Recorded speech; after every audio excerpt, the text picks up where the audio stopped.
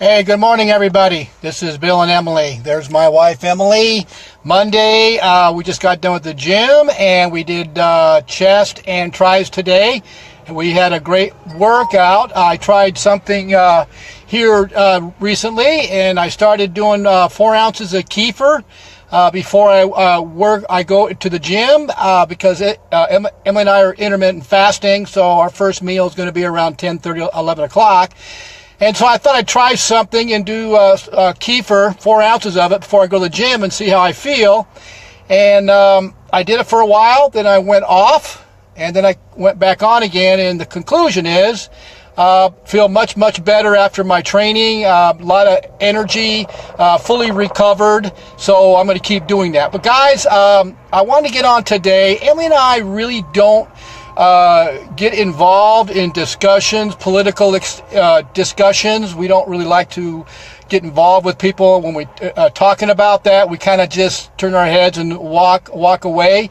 But you know what, guys? I had to get on Facebook today, and I'm just tired of the public or people.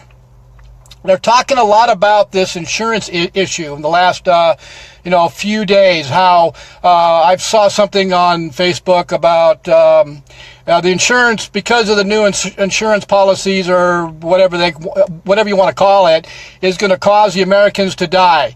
You know what, guys? I don't know where that came from or why people are saying that.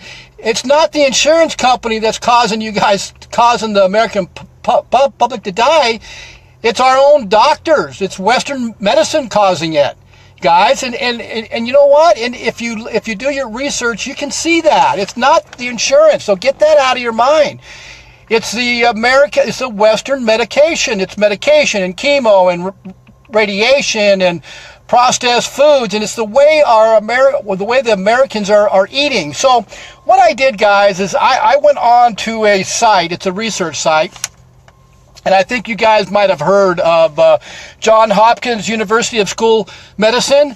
And so I went on that site, and I decided I wanted to find the statistics of the different diseases, or what is actually killing the American public.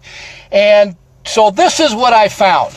And this is research that was done in 2016. So I'm not sure if obviously the 2017 won't be out till next year.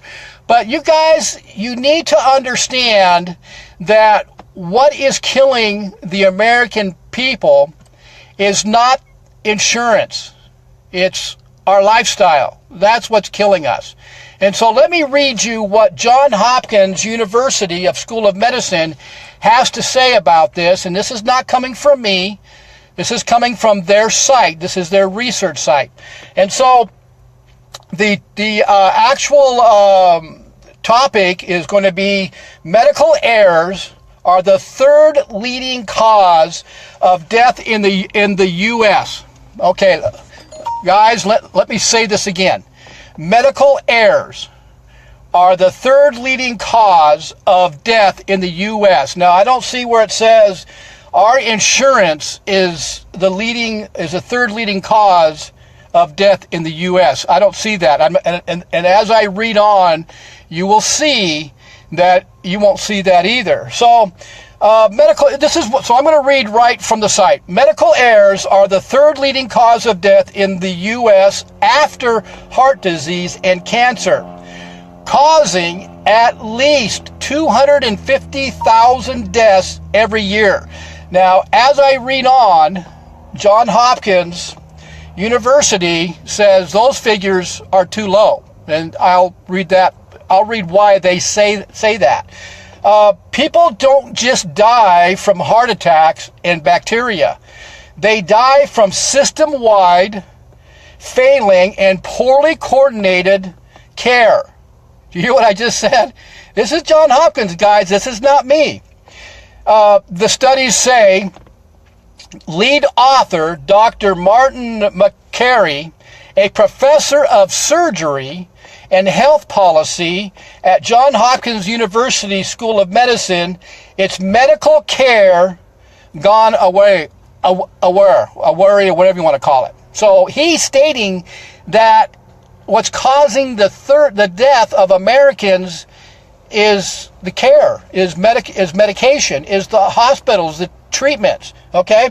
Throughout the world, the medical error leading to patients' death is an under-recognized epidemic. McElroy, I guess that's how you say his name, and his co-author, Dr. Michael Daniel, also of Johns Hopkins, wrote on Tuesday, which is in 2016, the British Medical Journal. They defined medical errors as lapse in judgment. Okay, so lapse in judgment. Most of your medical doctors, when they're analyzing a issue that you have, a lot of them get on a computer, they put the symptoms in that site or in that research site on their computer, and it pops up what medication you need for that symptoms. Okay, well, that didn't work, so what do we do next? Okay, let's try this medication. Well, that didn't work, so let's try this. You guys know that. You've been through it. Most of you have been through it. Most of the public, especially in the seniors, are over-medicated because the medication is not working. It's a Band-Aid. And medication causes inflammation. And the root causes of most all diseases is inflammation. They're not looking for the root cause of why they're sick or why they have diabetes or cancer. They're not looking for that. They're just giving you a pill or using chemo. Okay, let's read on here. So the British Medical Journal, they define medical errors as lapse in judgment, skill or coordination of care, mistaken diagnosis. You know what? You can look up this on the internet. Look at mistaken diagnosis. The statistic is really, really high. And I'm sure some of you have seen some of the actors or actresses that have gone on TV and say they were misdiagnosed. They were told they had breast cancer and they really didn't. So there is that going around too. Skill or coordination, mistaken diagnosis, symptom failures that lead to patient deaths or the failure to rescue dying patients. Their report comes nearly 2 decades after it was called the To Err is Human, a report by the Institute of Medicine asserted that medical mistakes are rampant in the healthcare. Let's see. Public think that tank made up leading. Okay, here we go. Some of the leading scientists drew an existing data to estimate that 44,000 to 98,000 people die in U.S. hospitals each year. That's hospitals in each year. Even them, some of the researchers claim that the estimates are low and based on outdated information. Well, we know that's true because it is much, much higher than that. The new estimate is drawn from more recent studies indicating the number may be much higher. For instance, a report published in the journal Health Affairs calculated that just over 1% of hospital patients die each year because of medical errors. 1%. Now, that doesn't seem like much, right? Well, listen to this one. When applied to the more than 35 million people hospitalized each year, McElroy and Daniel say this would translate to 400 and 201 deaths per year.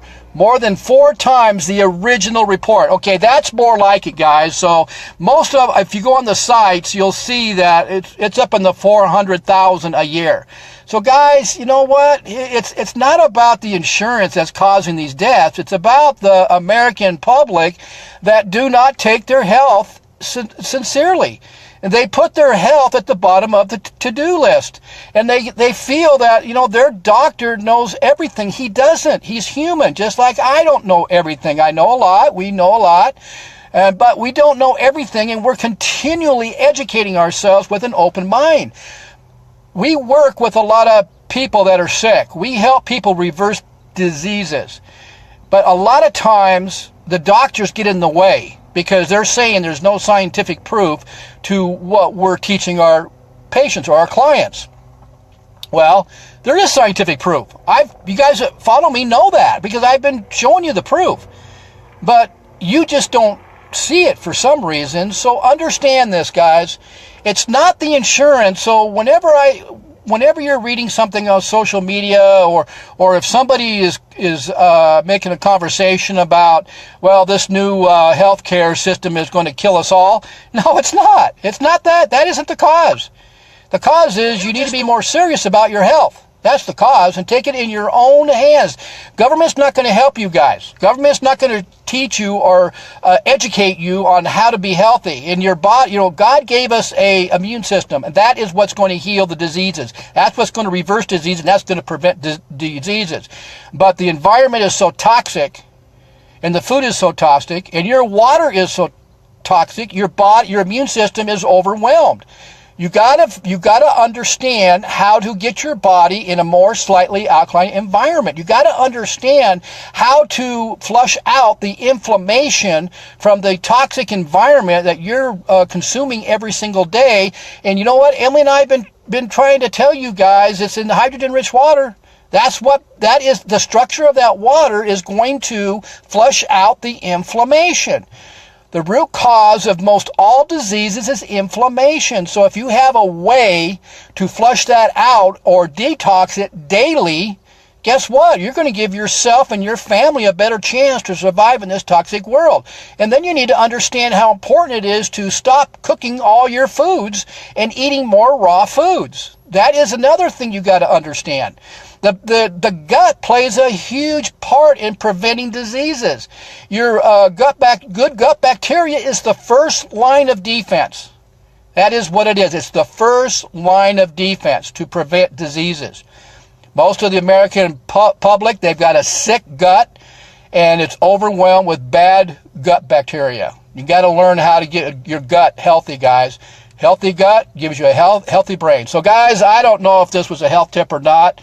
I guess it would be if it's preventing you from dying. But you know what? Take your health seriously. Take your family's health seriously. Message Emily and I. We'll point you in the right directions. We'll give you guys the information you need so you can educate yourself. But first thing you have to do, guys, you've got to really be serious about your drinking water. It is that bad. I mean, it's all over the news. It's all over the internet how toxic it is. So please message us. Okay, guys, that's enough. That's enough of that. So we have a baseball game today to go to. My grandson's playing at UCR here in town, and they're playing against LMU at 6. So we get to go to have a Monday baseball game, so that's going to be a lot of fun. So you guys have a great day, and Emily and I will see you guys the next time around. Have a great day. Bye.